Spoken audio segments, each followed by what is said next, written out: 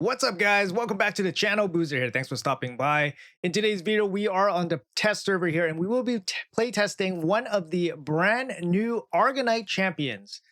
I'm very excited for this guy, Storm Herald Hekaton. Hekaton. I looked up how to say his name actually. So Hekaton, it means 100 soldiers or something like that. Anyways, a little tidbit of information there for you guys. But this guy is absolutely absurd from my limited testing on him. I can tell you guys right now, this guy has insane potential. You guys don't want to miss this playtest. Now, first of all, what is this guy's big deal here? He's the first Void champion for the brand new Argonite faction. He looks amazing aesthetically, of course. Defense-based champion, 1600 base defense. That's very, very nice value here. He's got speed in all battles.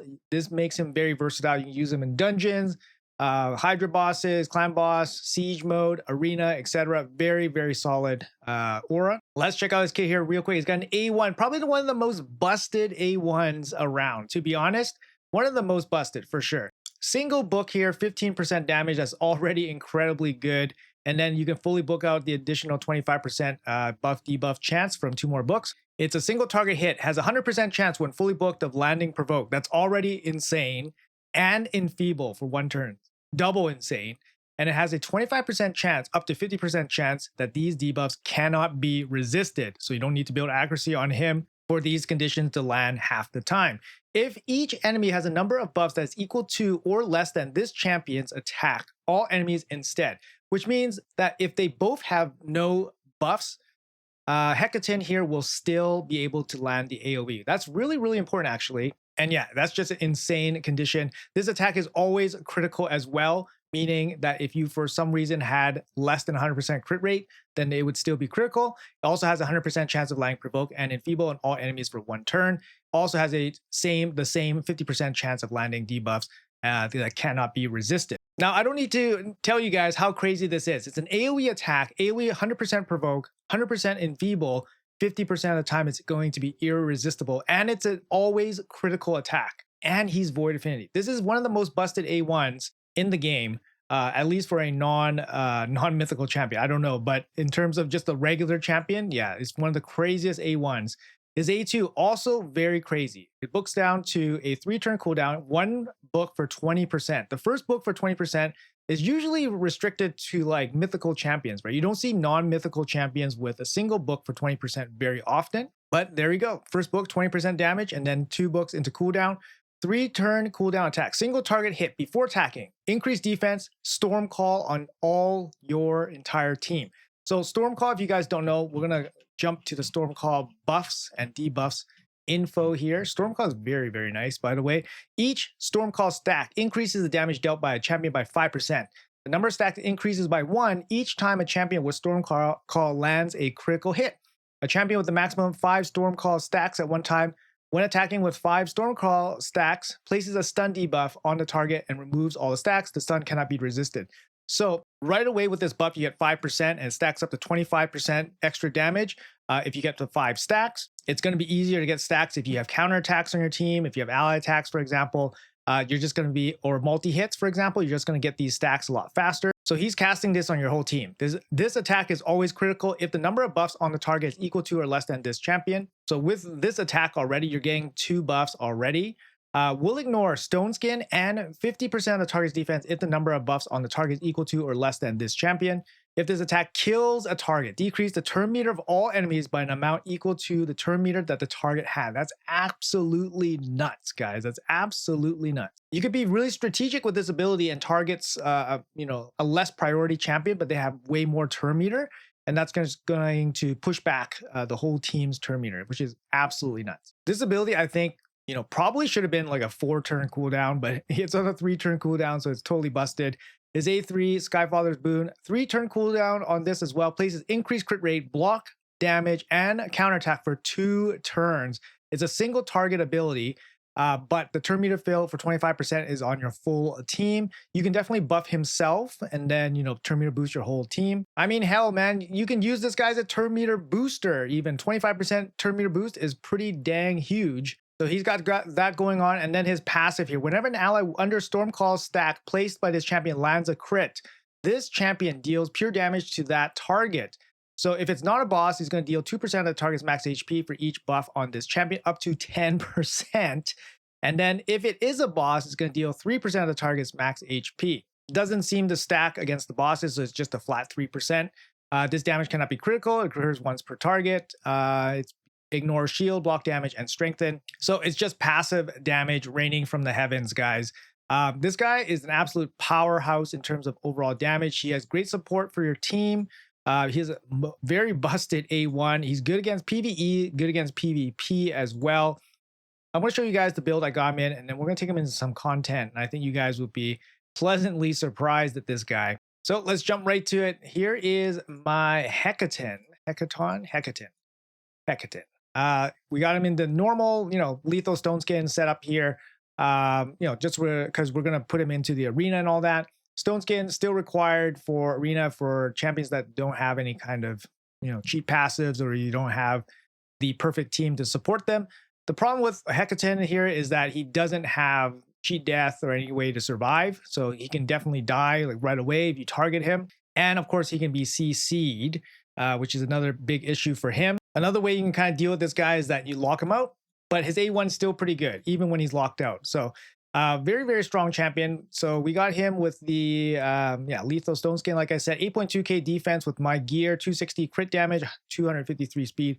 We got him with a little bit of accuracy, just so he can land the A1 stuff, the other 50% of the time that it's not irresistible, but just a little bit. You can go a little bit more if you want to be a little bit more consistent. No relics, no blessings. So basically just straight out of the box, Hekaton. Let's see how well he's going to do. In terms of masteries here, I did go down to Helm Smasher. I like Life Drinker on him just because he can deal exceptional damage from his passive, the max HP hit, and that's going to allow him to heal up. We went with Psycho Magic, so he gets more block damage, and then we went with Lasting Gift, so he gets some extra turn duration on all his buffs, which is crazy. And then we went for Master Hexer just because he does have Enfeeble on his A1, so it can increase the duration of Enfeeble. You can definitely take something else, maybe Kill Streak or something, if you don't see the real value there. But I think a 2-turn Enfeeble is going to be really, really strong as well. He counterattacks a lot, so maybe this is not even that necessary. So you might want to take more damage, or if you're using him in like PvE content, maybe even Spirit Haste, like for example, if you're running with food or something. Yeah, I mean, that's my build. I think for the relic, you definitely want to give him maybe like a damage relic, or a survivability relic would be very interesting. Something like, even something like a heal elixir just to keep him alive, because he does so much damage. He doesn't even necessarily need a damage relic. You give him something like this, a cheat death relic, like maybe Aspect of Suroth, or anything like that.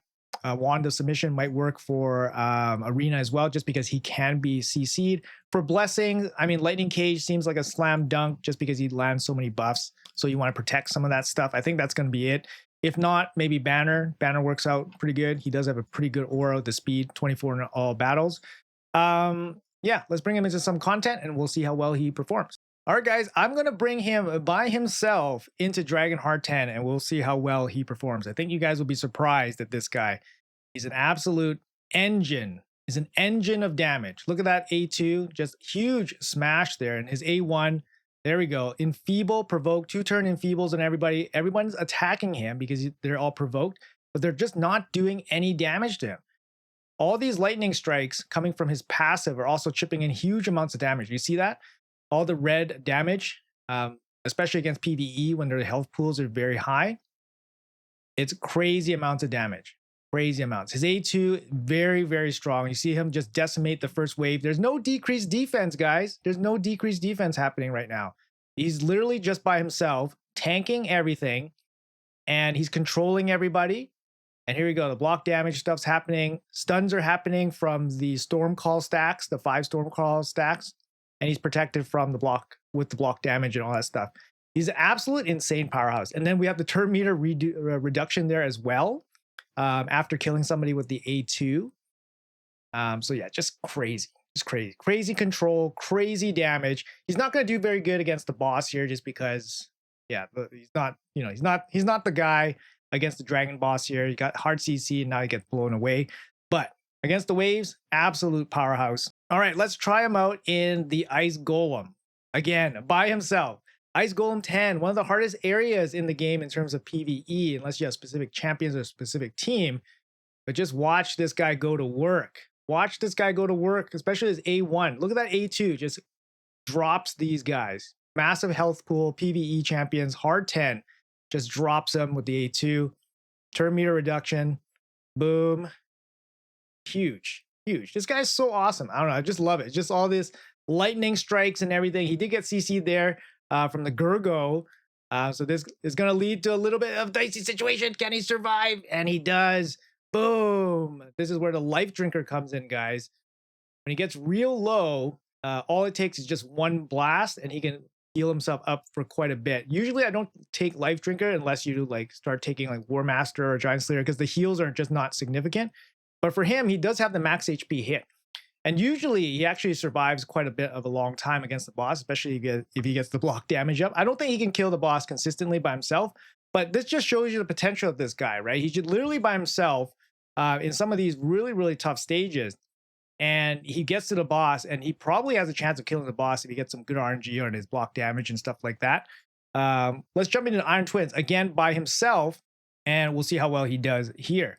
But like I said, you can definitely pair him up with somebody just to increase the consistency there. I mean, against the Ice Golem, maybe a cleanser, a reviver, somebody that heals would be pretty big.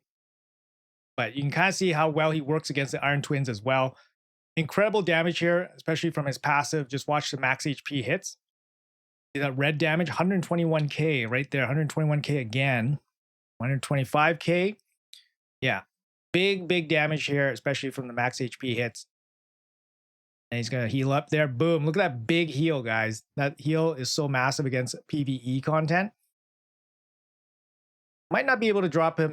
It just comes down to RNG on the block damage there. And when he triggers the big retaliation hit from the Ice Golem, from the Iron Twins, excuse me. But again, huge potential from this guy. Even just soloing, he can do quite a bit of work. I think any wave-based content is just going to absolutely decimate. Let's bring him into the arena and see how well he's going to do. Probably going to be one of his best spots. All right, let's test him against this team here. Yeah, we're going to go into the speed race. Probably not going to be the best against lockout champions, of course, but we'll test him out against maybe a lockout team in a bit. So we're going to go first. We're going to lock him out. And let's see here if we can shut her down. We do. All right, freeze people. All right. Hekaton's turn to shine. What do we want to do first? Do we want to buff ourselves with a turn meter boost? Or do we want to just delete somebody and give ourselves increased defense in the Storm Call stacks? Maybe we start building up the Storm Call stacks first since we're not under any immediate threat. So let's kill off this Hilvy here. Let's see what we can do on the A2. 50% ignore defense. Boom. 220k, guys. No blessing. No relic happening. Crazy amount of damage. Just crazy amount of damage. Just crazy. All right. And then we're getting additional damage here from the passives, from the Storm Call stuff. So let's go turn meter boost, counterattack. Let's do that. Boom. And then decrease defense U, lockout again. Every time they crit, that lightning bolt's going to come down, right? Pretty cool.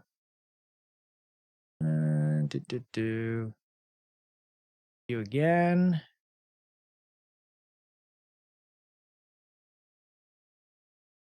All right. Bring her back. Another HP burn. All right, let's A1. Who are we A1ing here? Let's see. Plays Enfeeble and Provoke. And it should hit everybody. Should hit everybody. Everybody's frozen, so they're taking less damage as well. Guess we'll kill you off. Look at those Storm Call. Look at the passive Storm lightning hits on the nice there. All right. We'll just blast him. Boom. 234k. Crazy. It's Crazy damage from the A2. 50% ignore defense, right, guys? All right, looks like we're going to finish off this fight, no problems. But yeah, just showing his capabilities here against this team. All right, let's try this team here as well. Yeah, this guy is definitely a pleasure to play with for sure. So we lock him out. We go first. That's good. Freeze everybody. Nope. Okay. Oh, I wanted to go through the stone skin just to see how well he would do. I have no doubt that he would perform well, but can we kill through frozen? So frozen, they get damage reduction. So let's see if we can kill him through it. Boom. Of course, 192,000. Massive. And that's through frozen as well. Pretty massive hit there. And then let's blast you, Sifi. 382,000. Oh my goodness. What a blast. What a blast, guys. Holy cow. All right, let's bring him in against this team here. Wow, what a blast. 382k against that Sifi. You know, she's not the tankiest, right? But still, that's a huge hit. All right, let's see what else we can do. Nice. Stripped everybody. All right, it's blast time. Can we petrify you? Nope. All right, time to blast. Who are we blasting? It only goes through stone skin, so you can still stop him with like block damage, unkillable. So Siegfried here is going to be a little bit of an issue, I think. But let's do the counterattack stuff first. And okay, let's see what's going to happen here. Comes in, hits. We're going to counterattack the A1. Everybody gets provoked. Just wild. Trigger the block damage there. He counterattacks. Oh my god. His A1 is so crazy. His A1's so crazy. His A1 is nuts. Okay, we can't go through the block damage. He's going to revive. That's the thing. He's going to revive, but he's provoked. So we'll probably just A1 here. Why not? Boom. Everybody dies. Decrease attack on him just in case. All right. His block damage is off now. Counterattack the A1. Boom. Yes, that's why he's provoked. So he was not able to revive everybody. So that's going to be it for this. But yeah, just crazy. It's A1 provoke, just pure control there. Let's try this team here. This team's going to be a little bit tankier. It does have resistance champions as well, block damage as well. But yeah, let's see how well we can do here. Can we get the lockout against 3 of them? Get the strips. Not really. Who can we blast? Let's do the counterattack stuff. Nope. Weak hit. Decrease defense. Oh, that sucks. Oh, we should test the stone skin. Let's try to go through the stone skin. Can we do it? Let's try to kill this Freya. That would be nice. Okay, let's try to kill this Freya with the 50% ignore defense and the stone skin ignore. Increase defense on everybody. Slow it down for the cameras. And 150k. Crazy. 150k through the stone skin and everything. Pretty nuts, I gotta say. Pretty nuts. Gonna be dead. Lock everybody out. Storm call damage coming down as well. That's super cool. I love it. Love it. Very cool. Can we kill this? Nice. Let's try. 332,000 damage. Looks like he has something too. I think he has Storm Call, right? he's just stunned everybody, or is that just part of his abilities? Might just be part of his abilities actually. All right, that's gonna be it for this. I mean, there's no way that single Galeus is gonna go through our team. All right, guys, so the next spot I think Herald's going to really excel in is actually Hydra. He brings counterattack. He has a really strong A1, A2. He brings relevant buffs for the rest of your team. And his passive is going to deal a lot of damage against these PvE bosses here. So I put him up in this team with Gero, who's also a very strong damage dealer, and Marius as well. So let's see how well this team performs. So we got the A1 from Herald. Let's see if we can land to provoke. We need the block buffs to land on the head of Mischief, because the head of Mischief is going to steal all this stuff. And he's got some pretty nasty buffs, right? That you don't want to get stolen. So just going to manual here a little bit because we want him to A1. There you go. A1 provokes. All right. And then we got the transform. And now we can just full auto here. All right. So the buffs get stolen, unfortunately.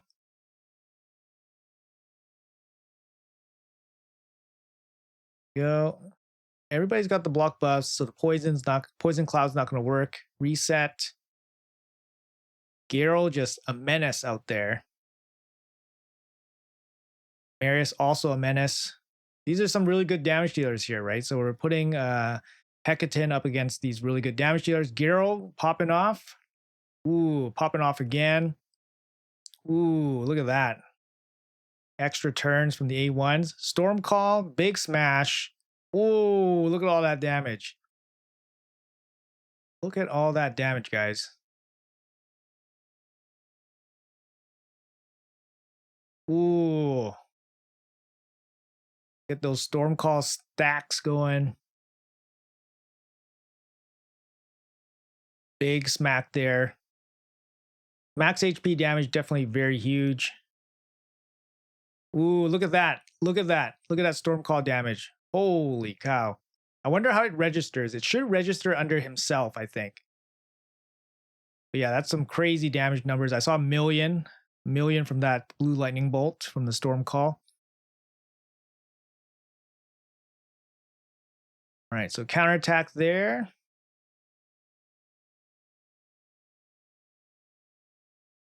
Yeah, this is pretty impressive. I mean, yeah, like I said, definitely a pleasure to play with. This champion is very nuts. Okay, so I'm gonna do some quick battles here, and then we'll see how well it turns out. We don't have a revive or anything, but Donnie's pretty strong as a revive or a support option. So let's see. I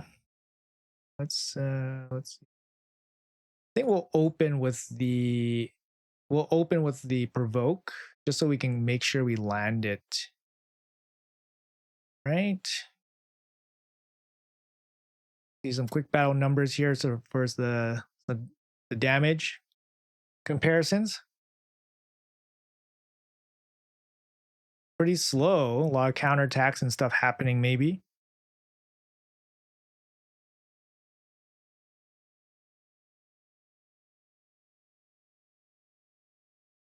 A little bit on the slow side. Usually it doesn't take this long.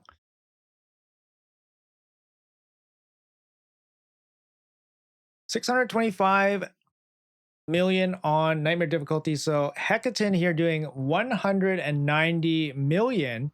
Geralt doing 146 and Marius doing 230. Hekaton definitely doing significant amounts of damage here, even more so than Geralt, and Geralt is popping off like crazy with her counterattacks and her A1 extra turns. Lamasu's here with the hex damage, 40 million, and then Marius doing 230 million. Now, even though Marius doesn't have the benefit of a 6-star crushing rend or anything like that, his gear compared to Hekaton is significantly better. So we can check out the stat numbers there. But if you guys look at the total damage output from this Hekaton build versus Marius, I think he's definitely in this comparable damage range as Marius. So if you want a champion that can deal Marius levels of damage, for Hydra, Hekaton is going to be up there in that conversation. Not only is he extremely good in PvP, but he's going to be extremely good in a lot of PvE areas as well. Now, I'll show you guys the Marius build here real quick. You guys can be the judge of that, but 328 speed on this Marius. So it's about 70 speed faster than that Hekaton. 350 crit damage here on this Marius. And I'm going to show you guys the Hekaton here. And yeah, big stat difference here. About 60 or 70 crit damage less and about 70 speed less. Yes, a little bit more defense, 8.2k on Hekaton versus Marius is 8.1, but it's basically the same. So it's a big stat difference between those two. So the damage numbers kind of make sense. But yeah, I think really, really crazy damage numbers from Hekaton overall. Really impressive in a lot of different areas. And like I said, really fun to play with. Definitely build him up for some damage. He can definitely hit really, really hard with the A2. And he provides a lot of PvE damage here with the Storm Call max HP hits. The A1 is absolutely busted. But you guys can be the judge of that from this gameplay. Hopefully you guys enjoyed the video. Hopefully you guys pulled Hekaton here. He's going to be a game-changing champion. Let me know in the comments below what you guys think. If you guys enjoyed this content, make sure you guys hit that like and subscribe button. It would really, really help me out. Thanks for watching until the end, and I'll see you guys in the next video.